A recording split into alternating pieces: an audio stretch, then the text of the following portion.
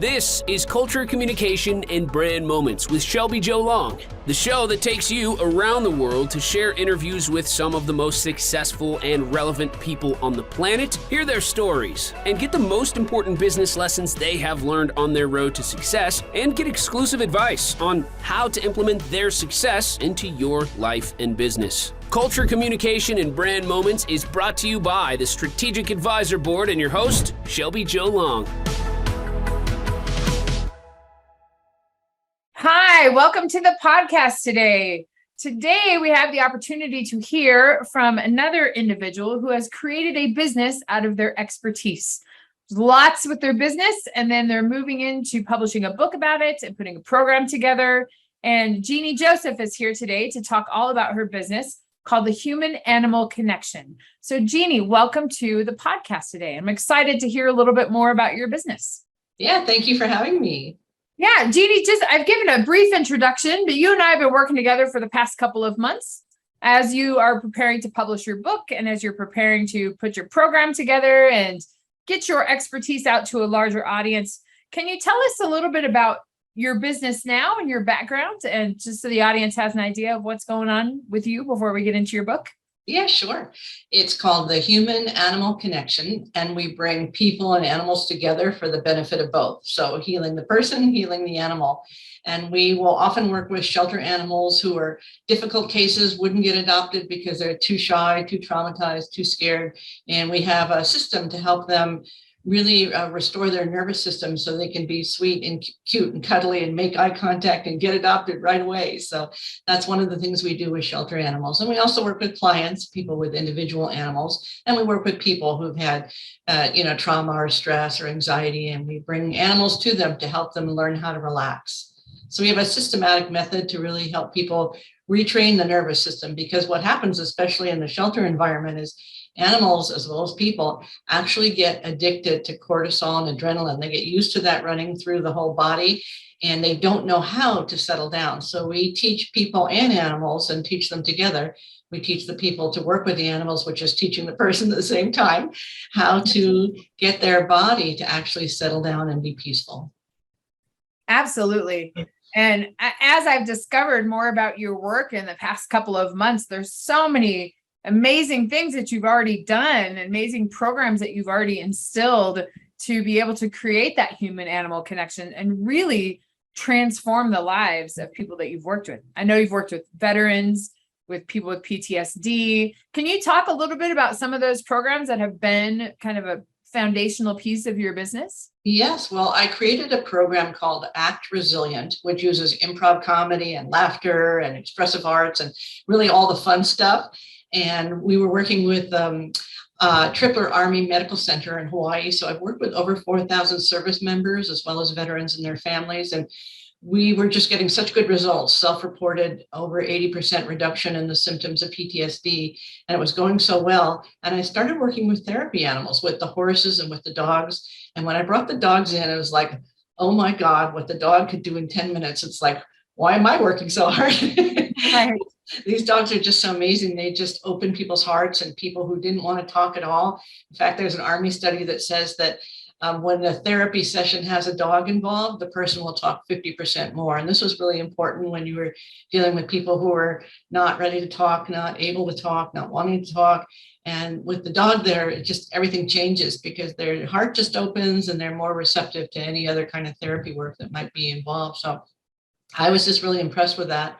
I started out with I adopted a rescue dog from the shelter in Hawaii who had been traumatized. It was literally a prisoner of war, had escaped from a terrible situation where they were forced to be wild pig hunters. And so his name was Oscar. I named him Oscar. He had scars all over his body and missing teeth. He just had a really sad look. It was a pit bull. So was it going to be a difficult adoption? He had been in the shelter a while, but I adopted him, and he became, like, literally overnight an incredible therapy animal without training. This was the beginning of my work with therapy animals. And he could, if I had a room full of soldiers sitting in a circle, he'd go around, say hello to each one.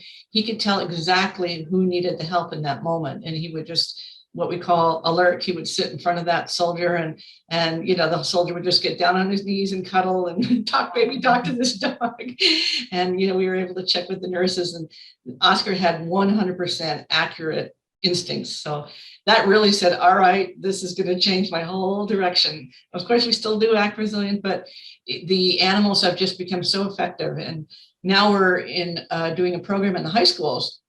Shall I tell you about that? Yeah, please. I love all this information about it. It's just something that we don't think about every day. And it's a different type of therapy. It's not the conventional wisdom that you hear about things of how to cure PTSD or how to cure trauma. And it's not a pill, it's a connection, right? So, and that all natural. Hear about that power.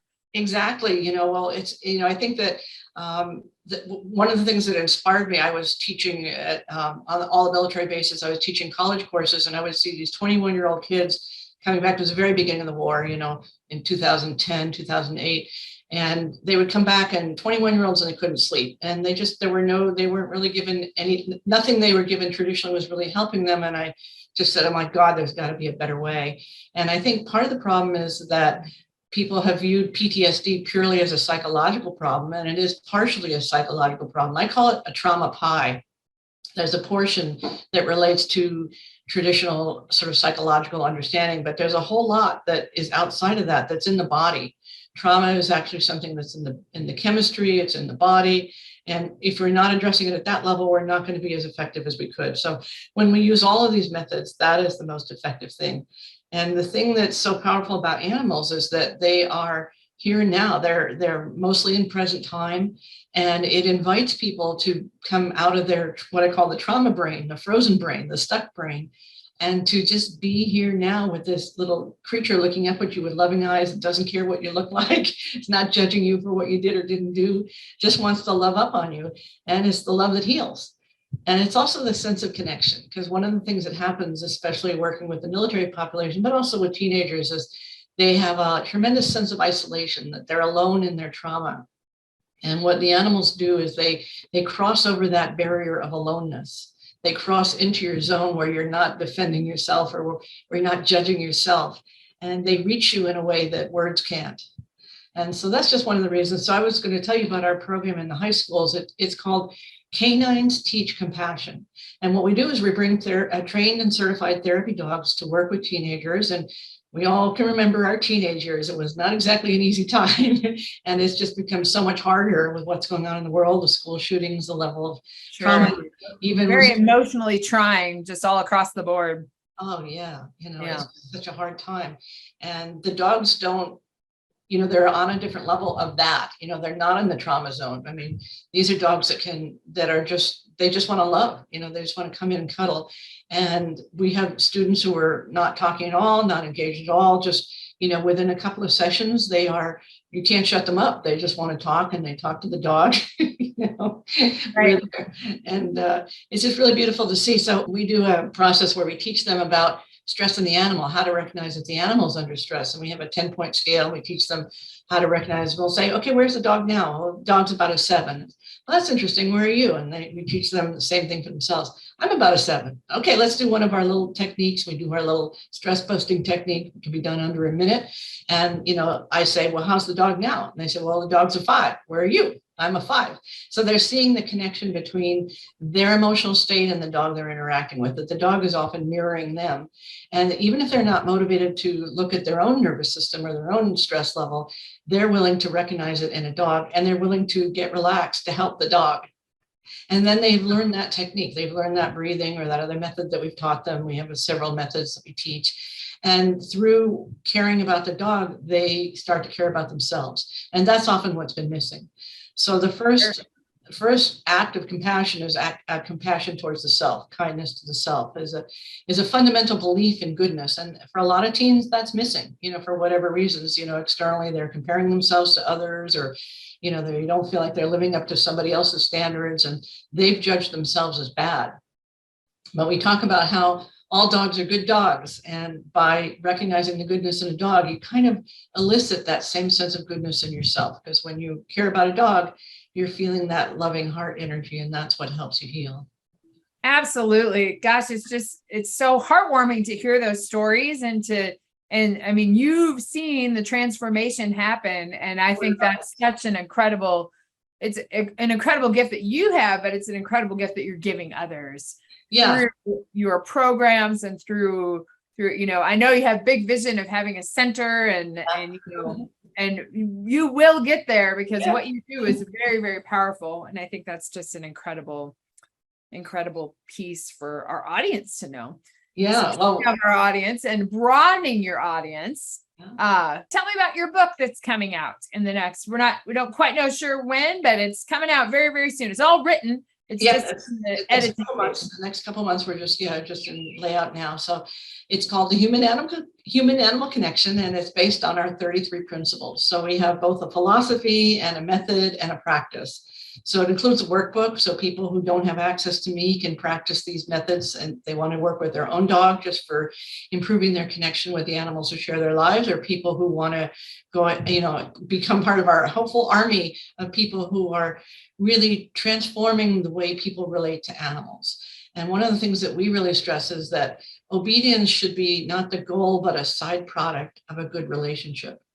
So when we're communicating well with animals, meaning we're paying attention to how they're signaling us, and animals are communicating all the time. It's just that we don't always know what the meaning of that look is, or that tail wag, or that body position, or that stillness, or that wiggle. So once they understand that we're listening, they're more likely to communicate. It's the same thing like with people. If you called someone and they never called you back, you'd stop calling them. So it's the same thing with animals. They give up trying to signal to us if they don't think we understand. And sometimes when I'm in the shelter and I meet a dog for the first time and I communicate with them, they're like, "You talking to me?"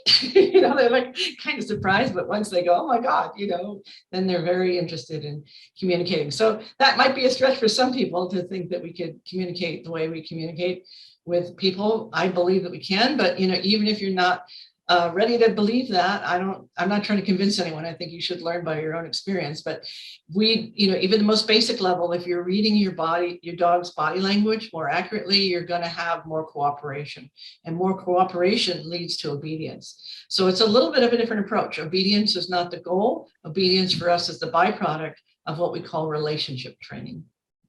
Yeah. So powerful. And I'm thrilled that your book is going to be out here in the upcoming weeks to be able to, so people can have more access to the information.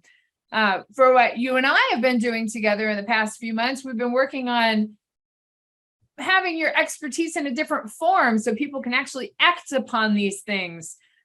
We have been developing this dog therapy program, and which I am excited about because there's a lot of people out there, my neighbors included, that are like, we don't know how to train our dogs. And so I think it's just a really good piece of information to have, and a method of how to better your relationship with your animal and how to improve their behavior.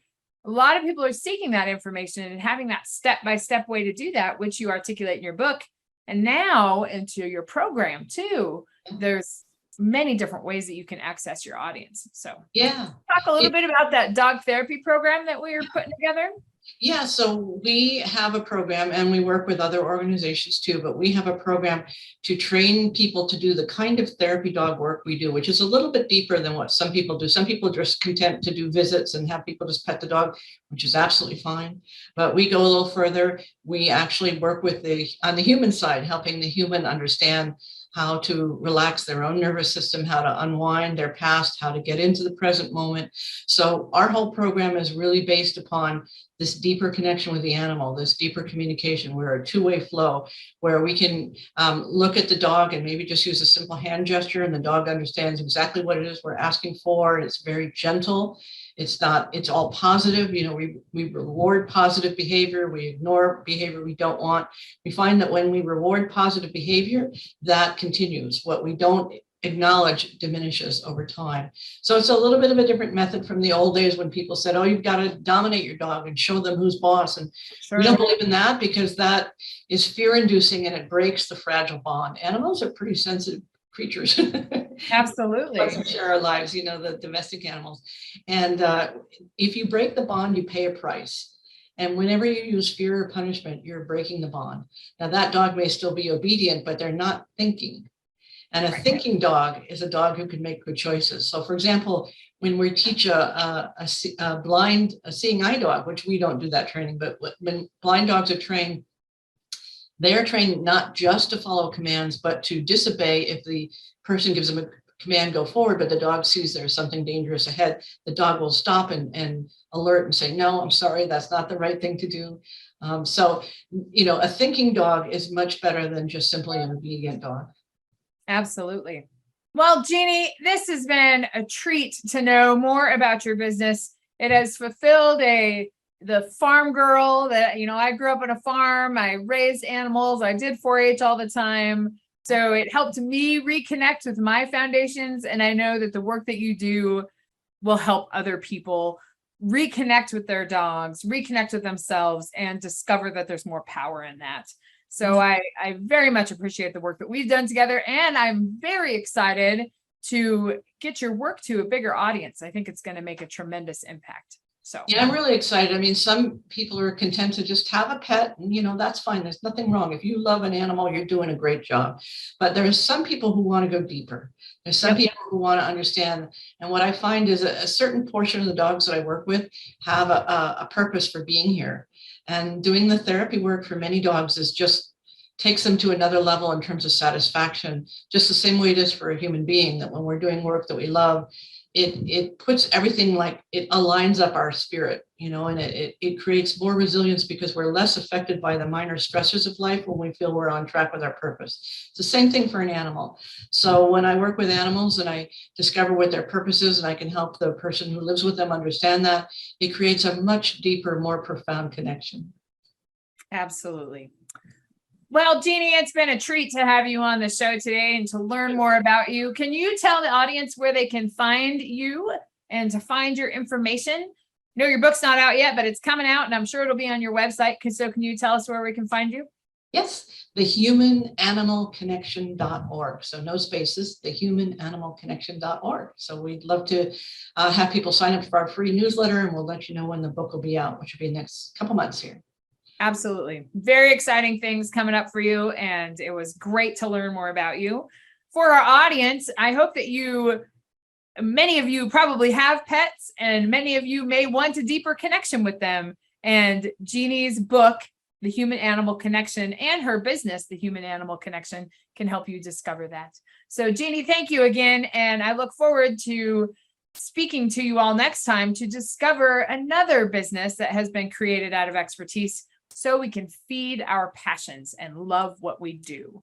So Genie, thank you again. And I look forward to speaking to you next time. Thank you so much. Thank you. Thanks for listening to Culture, Communication, and Brand Moments with your host, Shelby Jo Long. Please leave your feedback and visit strategicadvisorboard.com to get the latest and greatest business advisement on the planet. Follow us on social media for updates, and we will see you on the next episode.